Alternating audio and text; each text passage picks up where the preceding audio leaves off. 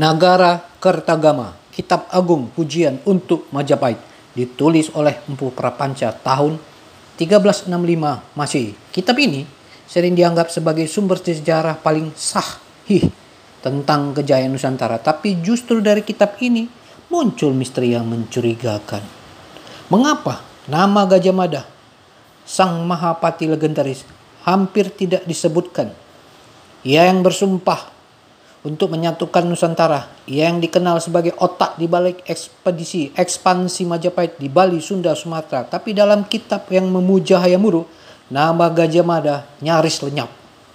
Ini bukan kelalaian biasa, ini adalah jejak sunyi yang meninggalkan tanda tanya besar. Oke teman-teman, assalamualaikum, salam sejahtera. Kita ketemu lagi di episode ini, Misteri Sumatera, dan kita masih akan membahas legenda tewasnya Mahapati Gajah Mada, dan kita memasuki judul Misteri Gajah Mada, mengapa ia dihilangkan dari negara Kertagama. Oke teman-teman, sebelum menonton video ini, kami harap teman-teman juga menonton di episode 8788 ya, supaya mengerti.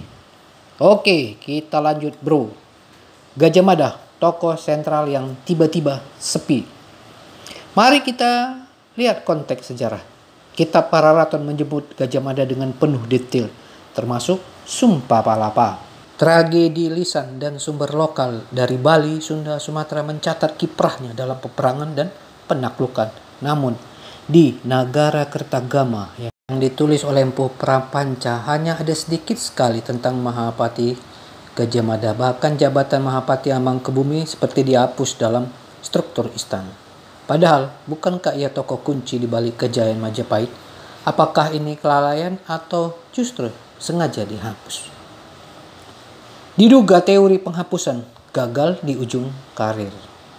Salah satu teori kuat menyebutkan bahwa Gajah Mada kehilangan kepercayaan dari istana setelah tragedi Bubat 1357 Masehi, dan kisah ini banyak diceritakan di kisah-kisah media sosial lainnya. Dalam tragedi itu, Dia Pitaloka dan keluarga Sunda dibunuh, bukan dalam perang, tapi akibat siasat diplomasi yang memalukan. Raja Sunda tewas, putrinya bunuh diri. Hayam Wuruk yang sebenarnya mencintai Dia Pitaloka justru tampak tidak membela Gajah Mada setelah tragedi itu. Sejak saat itu, menurut beberapa sumber, Gajah Mada mengundurkan diri atau disingkirkan secara politik. Ia menjadi simbol kegagalan moral dan etika diplomasi, meski secara politik tetap dianggap sukses. Penghapusan dari Nagara Kertagama mungkin adalah bentuk pencucian sejarah oleh istana, sebuah cara menegaskan bahwa Majapahit bukan dibangun oleh tipu muslihat, padahal kenyataannya rumit. Lalu, politik sejarah dan sensor kekuasaan. Ingat, Nagara Kertagama adalah kitab pujian, bukan catatan objektif. Ditulis oleh Empu Prapanca, seorang pejabat keagamaan kerajaan. Kitab ini adalah instrumen propaganda legitimasi Hayam Wuruk, alat untuk menunjukkan kejayaan tanpa celah. Maka jangan heran jika tragedi Bubat tidak disebutkan. Kebo Iwa kejadiannya tidak disebutkan. Perang Bali tidak disebutkan. Perang Bali malah berbeda bunyinya. Nagara Kertagama mengatakan tidak bagus cerita perang Bali, tapi di Bali dalam sumber primer Bali berbeda lagi bunyinya. Apalagi tragedi Tumihang. Pasti tidak dicatat. Ini adalah strategi propaganda, hapus yang mencoreng nama kerajaan. Gajah Mada terlalu besar, terlalu menonjol, dan akhirnya terlalu problematik. Apa yang disembunyikan? Beberapa spekulasi yang muncul. Pertama, ada konflik internal di istana antara Gajah Mada dan bangsawan Majapahit. Kedua, Gajah Mada dianggap terlalu kuat dan mengancam kekuasaan raja, sehingga ia perlu dihilangkan dari sejarah resmi. Tiga, ia mungkin tewas bukan dalam kehormatan, tapi karena konflik politik, diduga di Tumihang atau daerah kekuasaan lokal lain. Karena di dalam buku Muhammad Yamin, diduga dia pergi ke suatu tempat tugas. Jika benar Gajah Mada wafat bukan di Majapahit, melainkan dalam suatu politik yang memalukan atau tragis, maka penghilangan namanya adalah bentuk penguburan sejarah secara simbolik. Apakah ini adil bagi sejarah? Gajah Mada mungkin bukan tokoh kunci suci. Banyak keputusan politiknya penuh tipu daya, dari membunuh Kebo Iwa sampai menipu Raja Sunda. Tapi membungkam namanya dari sejarah resmi tidak membuat sejarah itu menjadi lebih bersih, justru membuatnya lebih kabur. Sejarah yang sehat bukan yang hanya memuji, tapi yang berani menatap kegagalan. Sekali lagi, sejarah yang sehat bukan hanya memuji, tapi yang berani menatap kegagalan. Dalam semangat UNESCO, kita harus memberi tempat bagi semua suara, termasuk suara yang dikorbankan dan mereka yang dibungkamkan. Misteri yang tak bisa dibungkam. Kini dengan teknologi kita bisa membuka kembali lembar-lembar sejarah yang ditutup. Kita bisa bertanya, mengapa Gajah Mada dibungkap? Apa sebenarnya terjadi di akhir hidupnya? Kenapa di Kitab Negara Kertagama hanya dibilang sakit, selesai? Tidak ada acara, tidak ada candi, tidak ada apapun yang diberikan oleh kerajaan Majapahit. Senyap. Dan siapa yang berani menyimpan kebenaran itu selama ratusan tahun? Mungkin kebenaran tidak akan datang dari kitab istana, tapi dari ingatan rakyat yang terus bertanya, siapakah yang disembunyikan dan kenapa?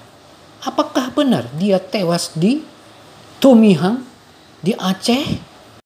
Jika dia moksa, mana bukti pendarmaannya? Biasanya kan harus ada bukti. Kalau sehebat Gajah Mada, kalau dia moksa pasti ada pendarmaannya. Minimal candi kecil atau apapun. Ini tidak ada sama sekali. Ya mungkin bisa jadi legenda tewasnya Gajah Mada di Tumihang bukan omong kosong, melainkan bagian dari ingatan kolektif rakyat yang tersingkir dari narasi resmi istana seperti Negara Kertagama. Karena dia tidak ditulis juga di Negara Kertagama, itu kan jadi tanda tanya. Banyak pihak ingin menutup ini. Zaman sudah berubah, bro. Mari kita telusuri alasannya secara masuk akal dan historis. Pertama, mengapa narasi resmi justru membungkam? Kitab Negara Kertagama nyaris tidak menyebut Gajah Mada setelah tragedi Perang Bubat. Bahkan kematian yang dia sakit. Kapan pesta penguburannya apapun gak ada. Kan sudah kami bilang, mana pendarmaannya? Kalau dia moksa, mana pendarmaan? Padahal ia adalah Mahapati utama Majapahit. Ini aneh, wajar jadi pertanyaan. Tragedi besar seperti Perang Bubat juga diabaikan total. Ada ditulis tragedi Perang Bubat di Negara Kertagama? No. Padahal ia mengguncang hubungan antara kerajaan Sunda dan Majapahit hingga sampai sekarang. Ini menandakan bahwa ada upaya mensterilkan sejarah resmi, menghapus hal-hal yang memalukan bagi pusat kekuasaan kerajaan Majapahit. Kedua, ingatan lokal vs narasi istana. Kedua, sekali lagi, ingatan lokal vs narasi istana. Di Aceh Tumihang, Pulau Kampai hingga kawasan Haru, Langkat, beredar legenda lisan bahwa Gajah Mada gugur dan dibunuh di wilayah itu.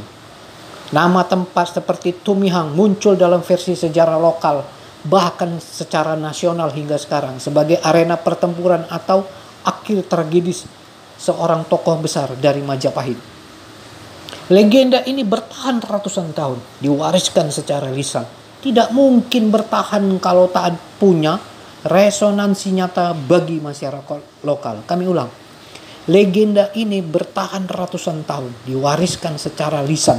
Tidak mungkin bertahan kalau tak punya resonansi nyata bagi masyarakat lokal. Demikian juga, kenapa Gajah Mada setelah Perang Bubat tidak ditulis di Kitab Negara Kertagama?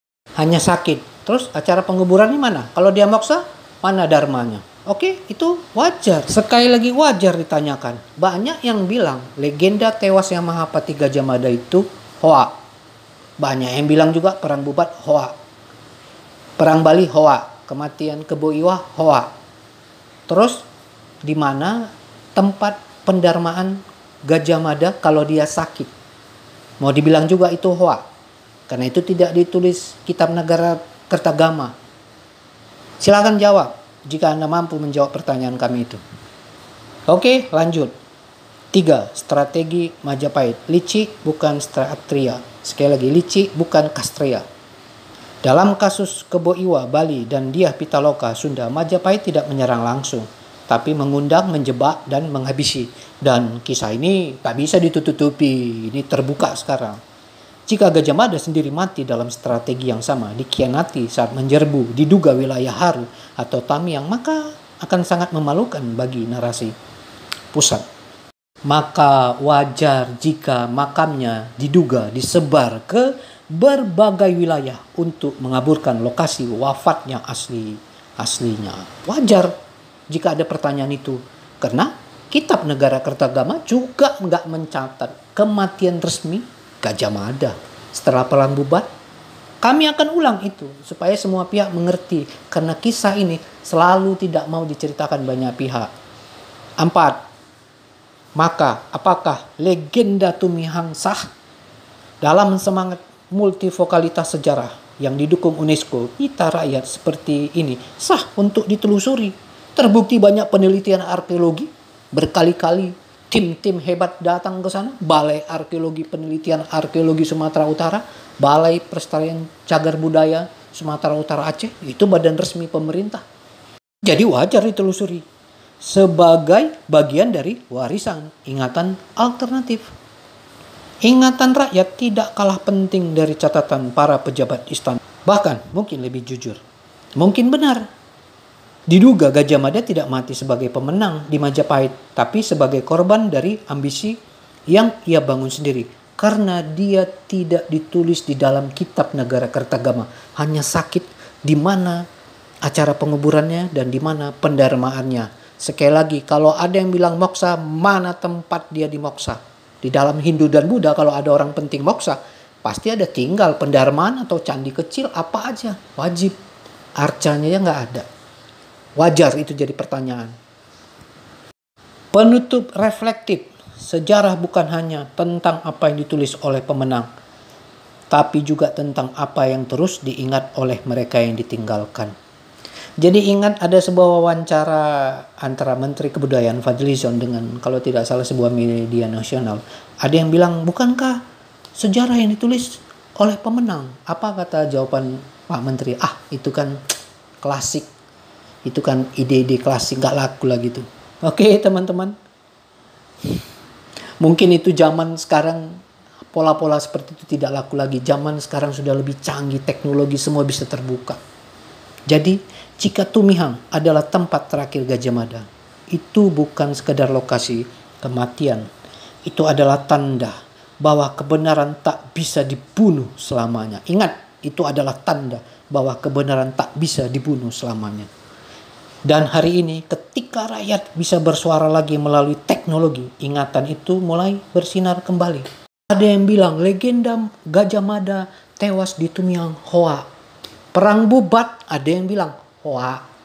Kebo Iwa hoa. Tragedi Bali hoa. Jadi yang benar apa yang ditulis Kitab Negara Kertagama gitu. Apa yang ditulis para raton itu yang paling benar. Bos, zaman udah berubah bos. Ini Indonesia.